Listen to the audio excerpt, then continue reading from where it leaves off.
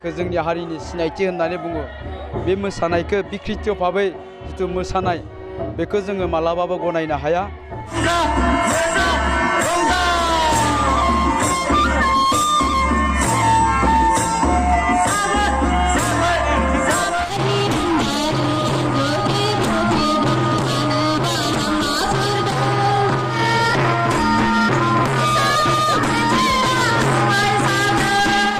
बालाबारि औगुरि बारदै सिख्ला रंजालि बैसागो दा आफादनि जि 22थि रंजालि बैसागो फोरबो फालिथाय बेवहाय बाहागो लाफैनानै खोब मोजां मोनदों।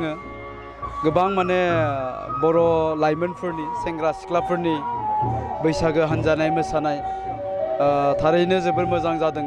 खाम सिफुं जथा सेरजा लानानै बर'नि जि गुबै मोसानाय मेथाइ रोजाबनाय बेखौ लानानै रोजाबनाय मोसानाया थारैनो खोब गोग्गाथाव जे जों दिनैनि दिनावहाय जोंनि लाइमोनफ्रा जोंनि खाम सिफुं जथा सेरजा बा बर'नि मोसानायखौ बोजबनानै लानो हानाया आं आसा खालामदों इयुननि समावहाय बेफोरबायदि बैसागो फोरबोनि गेजेरजों बे बालाबारि औगुरि जि बैसागो खुंथाय आफाद बे आफादा जाहाथे बोसोरफ्रामबो बेबायदिनो जोंनि बर'नि गुबै हारिमुखौ लानानै बे बैसागो फोरबोखौ फालिबाय थायो।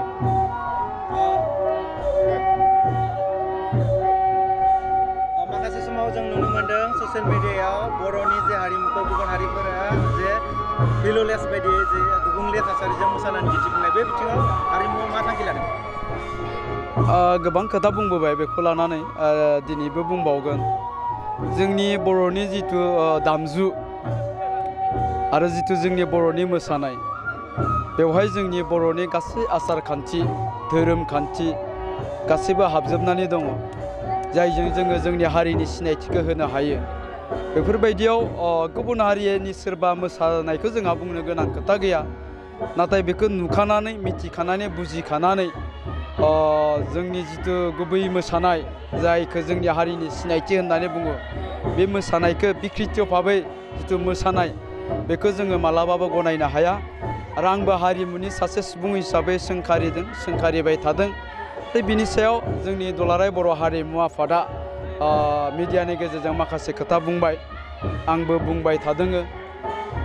बिथांमोनखौ जोङो बुंबाय थादों जे बिथांमोना गावसोरनि गोरोन्थिखौ सिमान लानो नांगौ आरो बिनि थाखाय बिथांमोना जोंनि बर' जाथिनि गेजेरावहाय निमाहा बिनो नांगौ आरो जुदि बिदि खालामनाय जायाबा बिथांमोननि सायाव जोङो आयेननि बेबस्था लानाय जागोन।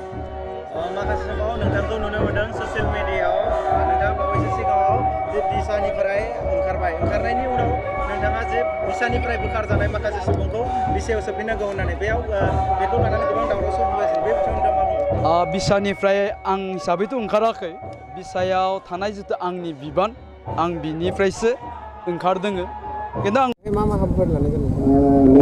गिबियावनो आङो आर'नाइ रादाब आरो SM निउसनिसिम आं साबायखर बावहरनाय थाबाय।